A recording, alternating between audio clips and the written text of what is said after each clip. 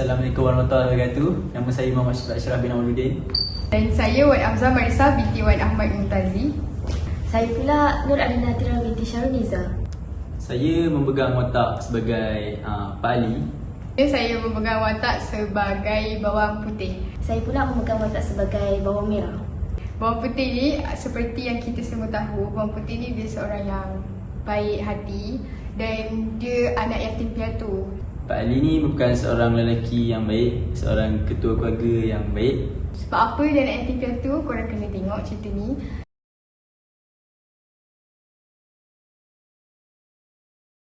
Dia seorang yang penyabar. Bawang merah ni dia kejam, dia jahat, tapi dia cantik.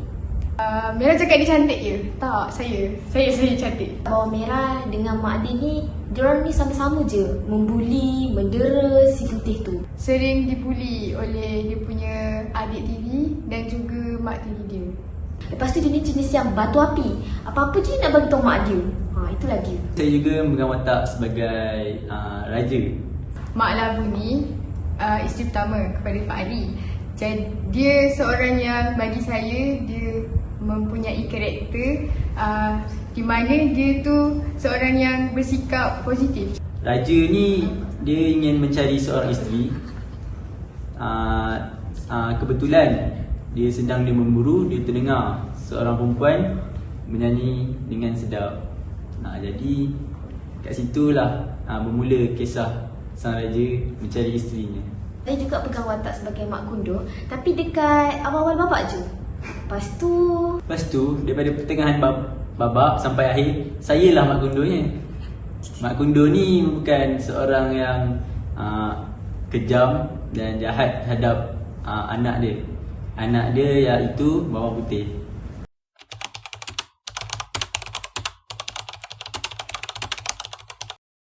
Satu sebab kenapa kena tengok cerita ni, saya berani dan saya boleh confirmkan kepada semua penonton bahawa kami ada menyelitkan jenaka-jenaka dan bukan sekadar hanya serius sahaja. satu sebab kenapa kena tengok bawang putih dan bawang merah ni, sebab ini cerita rakyat dan kita berlakonkan semula pada waktu kita sekarang ni dengan pelakon-pelakon yang hebat-hebat belaka. Jadi saya tengah awak dekat pawagam. Satu sebab kenapa korang semua kena tengok cerita ni, sebab pernah tengok tak mak kundur jadi lelaki. Jadi korang kena tengok cerita ni. Jangan lupa saksikan bawang putih, bawang merah. Pada zaman dahulu, terdapat sepasang suami isteri yang tinggal agak terpencil dari orang ramai. Si suami bernama Pak Ali dan si isteri pula bernama Mak Labu. Sungguh pun mereka sudah lama berumah tangga, tetapi mereka masih belum mempunyai cahaya mata. Pada satu hari, Pak Ali telah berterus terang dengan isterinya iaitu Mak Labu.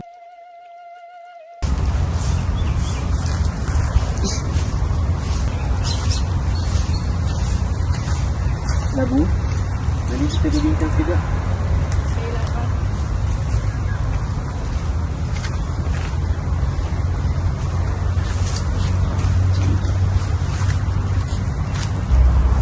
Labu, aku berhajat ingin beristerikan seorang lagi kerana aku mahu anak.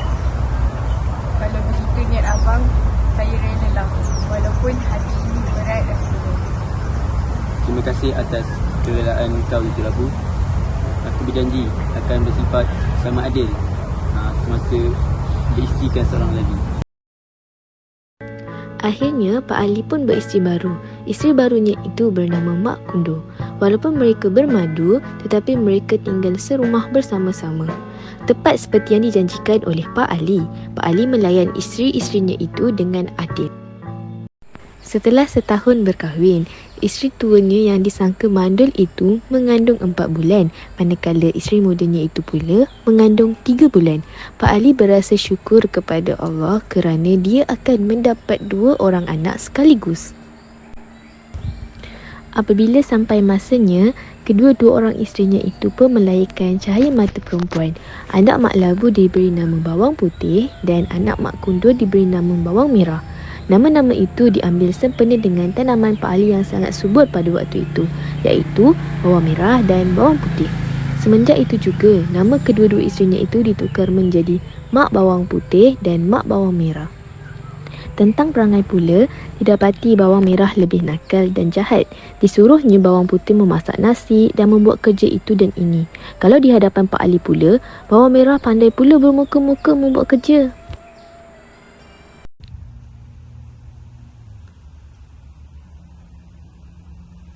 Pada suatu hari, Pak Ali pergi mengail ikan dengan bawang merah.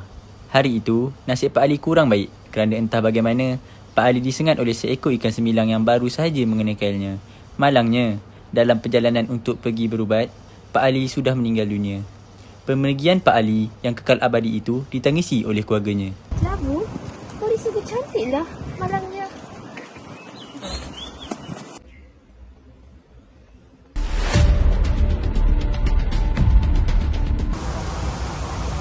Mana ibu aku ni? Dah lama dah ibu tak balik. Aku rindu ibu.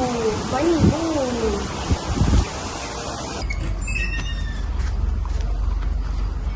Putih! Hari ni, aku dengan mak aku nak pergi majlis. Kau duduk rumah ya? Aku nak kau bersihkan rumah, cuci pinggan dan masak sebelum aku balik. Baik makcik, baik Merah. Selamat tinggal Putih.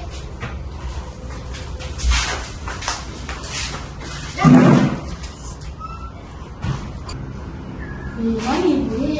Tak balik-balik pun. Hari dah malam. Aku tidurlah dulu. Ya Allah, semoga mak aku balik nanti. Amin. Anakku bawang putih, mak telah mati ditolak ke dalam perigi lama oleh mak bawang merah. Semasa mak mencedok air, mak tidak sangka dia tergamak melakukan perbuatan itu terhadap mak. Ingatlah anakku, kau jagalah dirimu dari telatah mak bawang merah yang ganas itu. Sekarang mak hendak pergi dahulu. Kau tinggallah baik-baik di sini Putih.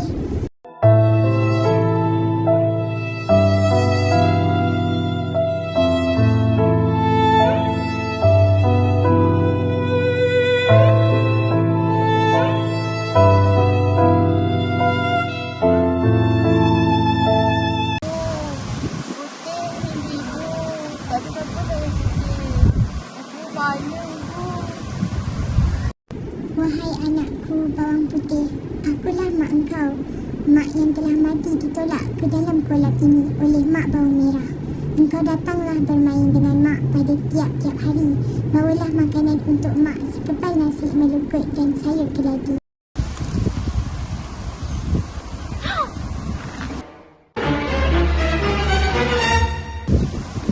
Aku kena bagi tahu mak aku ni. Putih dekat sini. Mak, dekat sini lah kita selalu duduk setiap petang. Kenapa saya nampak dia cakap macam ni? Kalon. Tak keluar apa merah? Mak cuba pula. Wahai bonda, bonda tu ikan kalut. Mana? Boleh mak, boleh. Dapat. Oh, ya. Habis dah kat sini. Ibu, mana ibu? Wahai bondaku, si ikan kalun. Ibu, timbullah ibu. Dah 2 hari ibu tak timbul. Kita rindu ibu.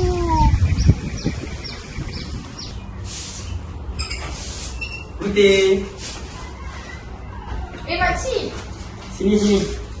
Hari ni, ikan tak payah masak. Aku dah masakkan untuk kau. Kenapa makcik masakkan untuk saya? Jangan tanya. Hari ni aku rasa rajin pula. Saya makan ya makcik. Kenapa Mak Kudu masakkan untuk aku ya hari ni? Sedap juga ikan ni. Oi Putih, kau buat apa kat sini? Makcik, Cari mak kau ke? saya dah 2 hari tak jumpa mak saya. Mak kau sebenarnya dah mati. Ikan yang kau makan semalam tu, itulah mak kau. Sebenarnya, mak kau jatuh kolam. Aku tak sempat nak tolong. Dah, kau balik sekarang.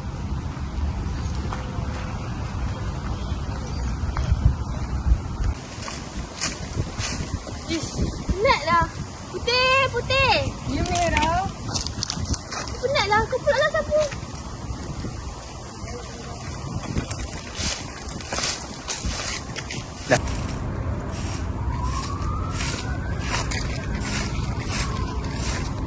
Apa yang ada? Emas betul.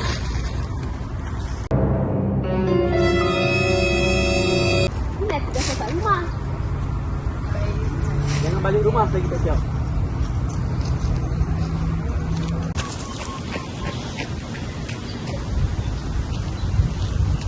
Okey. Makcik, merah. Merah, kau bagi baju kat dia. Tadi tak buat apa-apa, suruh dia basuh. Ambil ni. Basuh baju aku. Saya merah. Kita balik mak.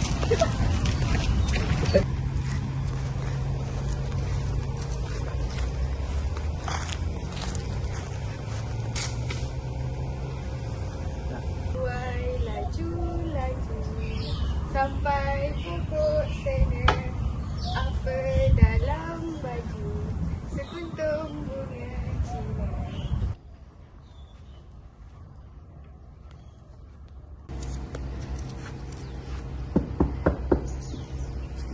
Semasa Beta sedang memburu tadi, Beta ada terdengar suara perempuan menyanyi. Ibu Ayan. Suaranya sangat merdu. Izinkan Beta untuk melihat anak-anak makcik. Anak patik ada seorang je. Merah. Ya mak. Raja. Bukannya ini makcik. Yang Beta nampak lebih cantik. Yang lagi seorang tu orang gaji. Putih. Kenapa kita panggil dia mak? Ya makcik. Siapa mak? Jika kalian ingin melihat kebenarannya, mari ikut Beta pergi ke Boyan Sebut. Kita lihat suara siapa yang lagi merdu.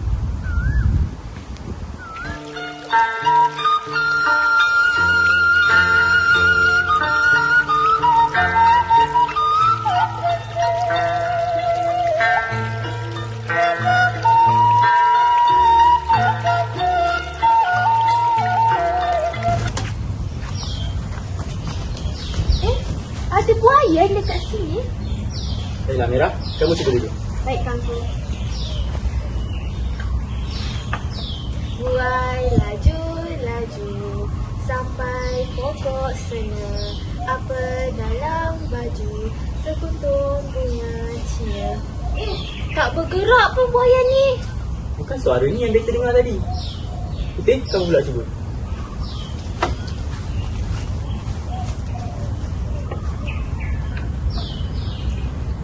Buai laju sampai pokok sana. Apa dalam baju sekuntum bunga Cina. Suara ni yang Beta dengar semasa memburu tadi.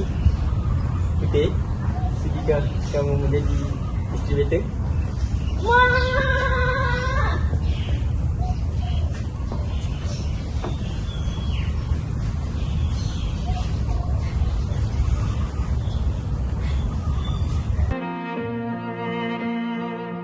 Akhirnya berkahwinlah bawang putih dengan raja. Dia pun menjadi isteri kesayangan baginda dan telah berpindah ke istana.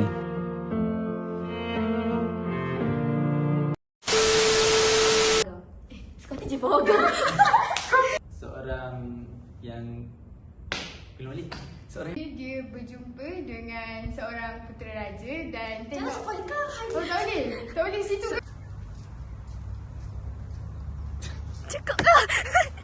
Dalam baju sekuntum bunga Cina. suara ni Tak bergerak pun. Aku kena ketika ni.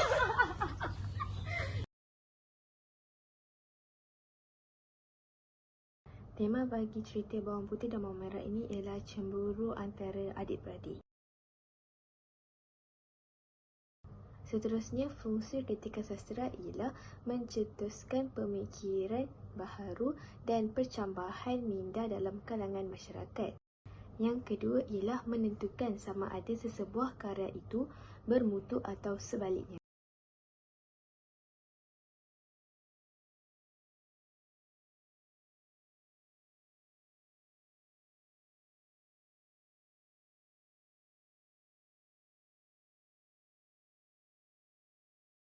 kritikan teguran. Melalui seloka ini dapat dilihat bahawa sikap ibu tirinya Mak Kundo yang tidak mempunyai belas kasihan terhadap anak tirinya iaitu bawang putih akibat dendam kesumat yang sudah lama menghantui dirinya. Seharusnya perlu bersikap adil dan juga bertanggungjawab ke atas amanah yang telah diberikan untuk memelihara anak yatim ini seperti pada ayat seloka ini.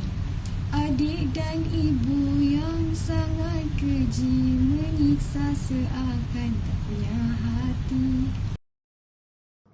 Seterusnya ialah kritikan pendekatan. Yang pertama ialah intrinsik yang bermaksud pendekatan terhadap karya sastra dengan menerapkan kaedah dan teori sastra berpandukan kepada karya sastra. Sebagai contoh, plot, kesinambungan teori yang baik kerana membuktikan seseorang yang melakukan perkara baik akan dibalas dengan kebaikan. Watak pula ialah kasih sayang anak dan ibu yang tiada terperi. Kritikan sanjungan. Cerita rakyat bawang merah bawang putih ini menonjolkan persoalan idea yang dibuktikan melalui hubungan kekeluargaan sesama mereka. Contohnya sifat-sifat seperti pemaaf pada sikap bawang putih yang tidak pernah berniat untuk membalas dendam terhadap adik dan juga ibu tirinya. Seterusnya ialah simpati yang dapat dilihat pada kemuncak plot yang menunjukkan bawang putih tetap membela ibu dan juga adik tirinya apabila putera raja mahu menjatuhkan hukuman terhadap mereka. Baiklah, seterusnya kritikan penilaian. Kisah ini memberi pengajaran terhadap sesuatu kepincangan yang berlaku kepada masyarakat Melayu. Bentuk pengajaran yang ingin disampaikan amat jelas ditunjukkan dalam kisah ini. Seterusnya kritikan penganalisisan. Dari segi watak, penggambaran watak-watak dalam cerita ini agak baik. Watak bawang merah digambarkan sebagai seorang yang licik, sombong dan kejam. Manakala watak bawang putih pula digambarkan sebagai seorang yang baik hati, penyabar, berakhlak mulia. Watak raja pula digambarkan sebagai seorang tokoh yang bijak dan adil.